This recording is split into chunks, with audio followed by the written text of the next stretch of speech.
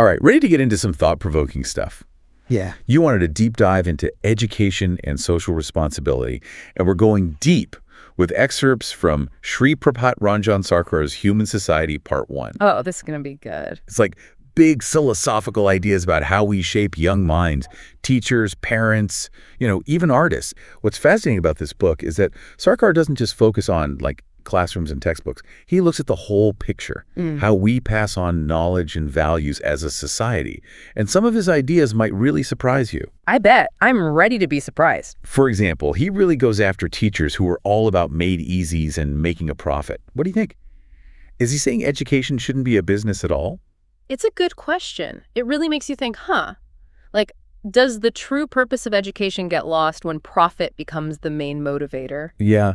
I mean, think about it. Have you ever felt like you were just jumping through hoops to get a grade, and the actual learning was kind of secondary? Oh, totally. All the time. Yeah. It's like sometimes it's more about just getting through the material than really understanding it. Right. But Sarkar doesn't stop there. He's really passionate about the kind of people who should be teachers. Yeah. He says it's not enough to just have the right degrees, the qualifications. Teachers need strong character too. He even uses this term, samaja gurus. What do you think about that? Samaja gurus. That's interesting. Well, I think what he's saying is that teachers shouldn't just be experts in their subjects. They should also be role models. They should embody certain values, and inspire their students to become better people. I like that. Role models. Yeah. Because, I think about some of the teachers who really impacted me, and it wasn't just because they were brilliant. Exactly. It was something about them, something more. Exactly. It was their character, their passion. It's like they had something special about them as human beings. Right. Absolutely. Like that teacher who could make even the most boring topic come alive. Oh, yeah. Yeah, I had a history teacher like that. He could make, tax law sound exciting. Oh, wow. Okay, but here's where things get even more interesting. Sarkar actually believes teachers should have a hand in making education policy. Really? Not just following rules set by the government. What do you think? Do you think that would even work?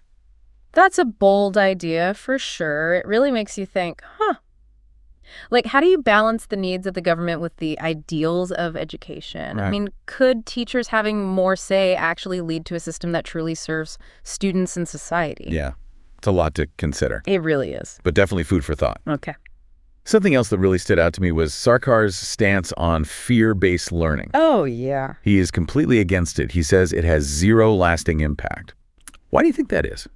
Well, I think there's a psychological component there. When fear is the driving force behind learning, the knowledge itself gets tied to that negative emotion. Right. It's like your brain is saying, danger, avoid this. And that actually blocks you from really learning. So it's not just about shutting down. It's about associating the knowledge itself with something bad. Yeah, exactly. It's like, have you ever crammed for a test and aced it and then immediately forgot everything? Oh, all the time in college, I'd be like, okay, got through that, and then poof, gone. Exactly. It's because you were learning out of fear, not genuine interest. Right. Wow, I never thought about it like that. But Sarkar doesn't just point out problems. He offers solutions, too. Tailoring education to a student's age. What do you think of that? Oh, I think that's really important. He outlines different approaches depending on the stage of development, For young kids, it's all about play-based learning. Oh, yeah. Let them explore and discover on their own. Exactly. For teenagers, it's about idealism. They are starting to think about those big ideas. Right. And then for young adults, it's about blending that idealism with a little bit of realism. Yeah. They're about to go out into the world. Right. It makes you think about your own education. I know. Did it follow this kind of approach? Yeah. And were there times when maybe the teaching methods didn't quite match up with where you were developmentally? It's so interesting to think about. But, Sarkar's ideas go beyond just classrooms and teaching methods. He even tackles this tricky topic of nationalism in education. Ooh, yeah, that's a big one. What do you think his take is on that?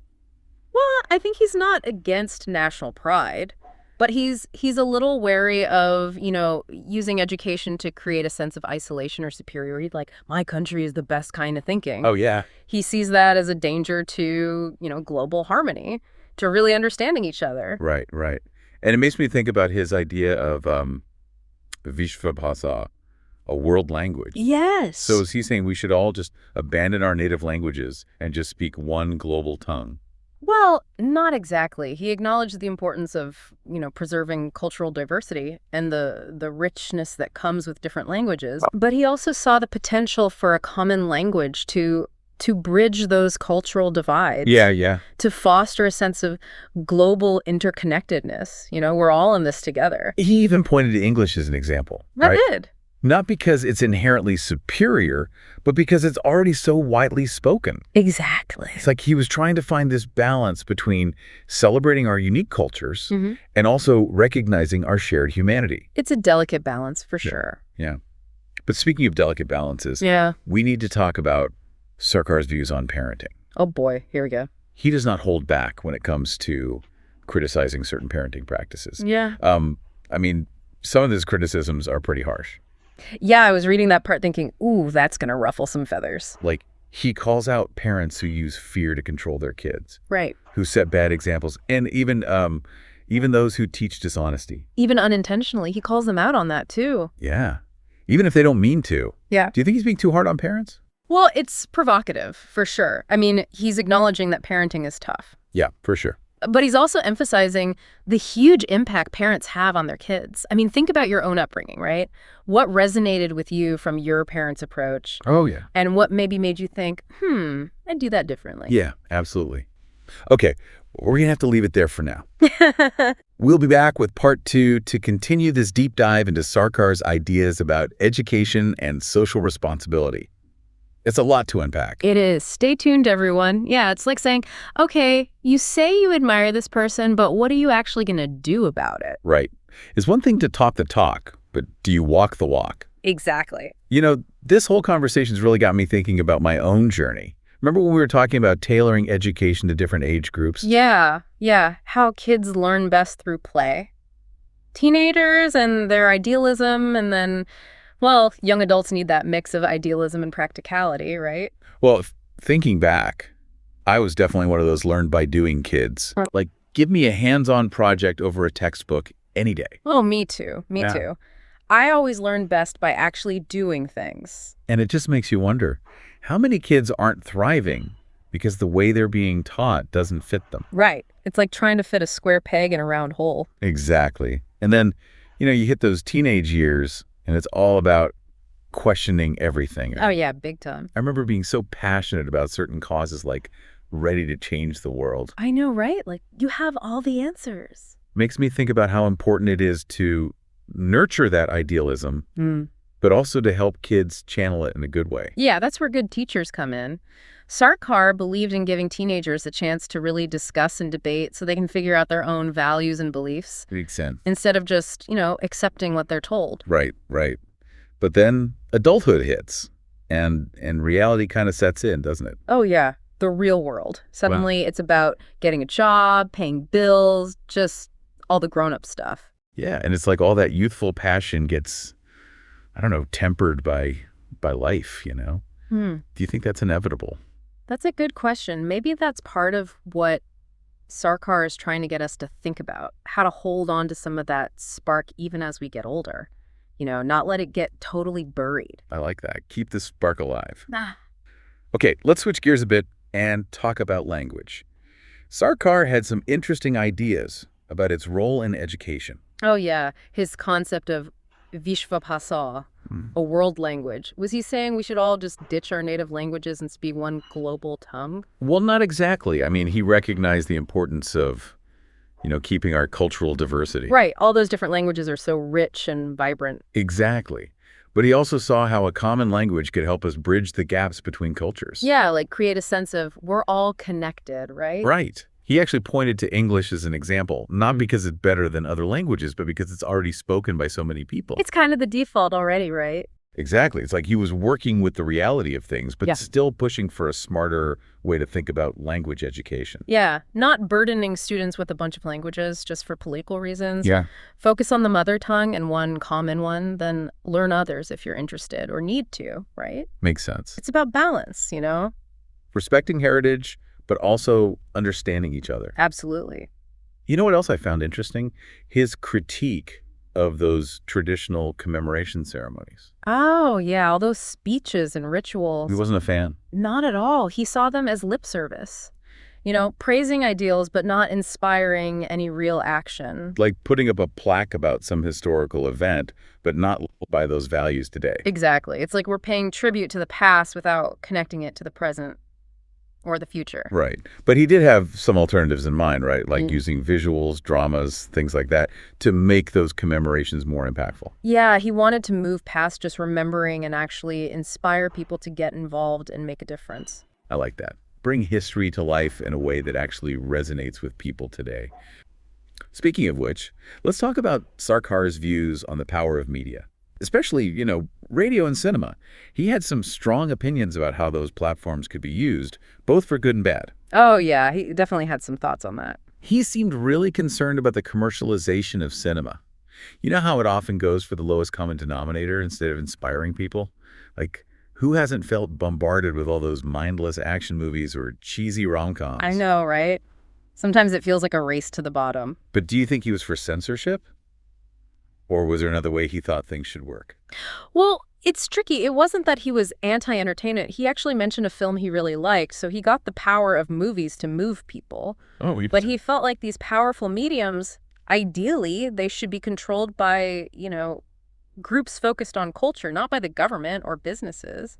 So it's not about banning certain types of movies, but about making sure that the creators, the people who distribute this stuff, they have a sense of responsibility. Right. They're not just making products. They're shaping culture, influencing how people think. And their work impacts everyone. Right. It's not just about what's in the classroom.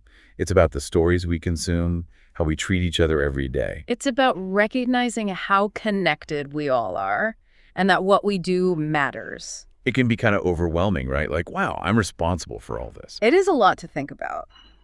But I think that's where agency comes in. Sarkar wasn't just pointing fingers. He wanted us to be part of the solution. Right. Like, if we become more conscious, more compassionate, more thoughtful in what we do, we can actually make the world better.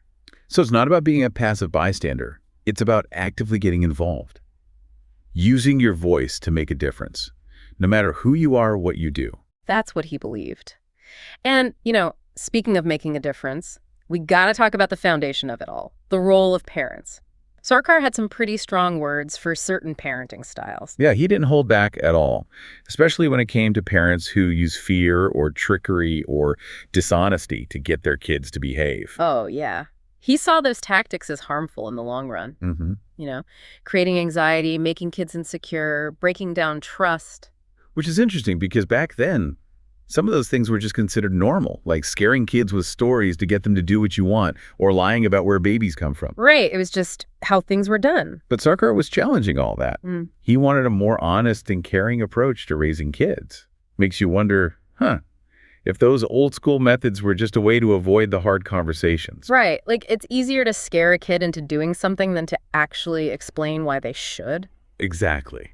But Sarkar was pushing for something more, right? Like actually respecting kids, treating them like people who deserve honesty. Absolutely. He believed in treating children with respect, like they're worthy of understanding, And yeah, some of what he says might sound a little harsh to us now. Yeah. But we got to remember when he was writing, he was going up against really deep-rooted ideas about how to raise kids. It was a different time. It was. He was calling for a whole new way of thinking about kids and parenting. More conscious, more compassionate, Definitely. And that message is still powerful today, isn't it? Yeah. I mean, we're still figuring out all this stuff about parenting, education, how to make a better world. For sure. And that's what makes Sarkar's work so interesting. He's not just giving answers to specific problems. Right. He's making us think about what it means to be human, to live together, to care for each other and ourselves. It's like a whole new way of looking at things, a framework, like you said earlier. And it's amazing how relevant his ideas still are, even though he wrote this a while ago. I know, right? It's like he was ahead of his time. But, out of everything we've talked about, what really stuck with me is his idea about what an educator really is. It's not just teachers or even parents. It's anyone who can impact other people. Yeah, that's such a powerful idea. We're all responsible for making the world what it is, whether we realize it or not. Wow. So it's not just classrooms or families. It's everything. The shows we watch, the stories we tell, even just how we treat each other walking down the street. Exactly. We're all connected, and what we do has an impact. Everything we do matters. But that's kind of a big responsibility, right? Like, whoa, it's all on me. It can feel like a lot, yeah. But I think that's where we find our power. Yeah. Sarkar didn't want us to just sit back and complain. He wanted us to get involved, to actually do something. So it's not about feeling helpless. It's about realizing we can make a difference, even small things. Right. Using your voice, your talents, your influence, whatever you've got, it all matters. I love that. So it's not about titles, it's about action. It's about choice. It really is. And, that brings me to the final thought I want to leave everyone with. Imagine a world where everyone saw themselves as an educator. Like everyone understood they have a responsibility to help others and make things better. Wow, that's powerful. So I want you to think about this. How would that change how you live your life, your everyday choices, how you treat the people around you? What kind of world would we build if everyone took that to heart? That's a huge question, but a good one. It really gets you thinking. It does. And maybe, just maybe, if we all embrace that responsibility, to be more mindful, more caring, more intentional, then we can actually change things. Yeah. We can create a ripple effect, right? One kind act leading to another. Exactly. And maybe that's Sarkar's real legacy, not just his ideas, but the way he inspires us to build a better world, one step at a time. That's a beautiful way to put it. Thanks for joining us on this deep dive. We hope it's given you some new things to think about and maybe even inspired you to see yourself as an educator, someone who can make a real difference. Even in small ways, every little bit counts. Thanks for listening, everyone.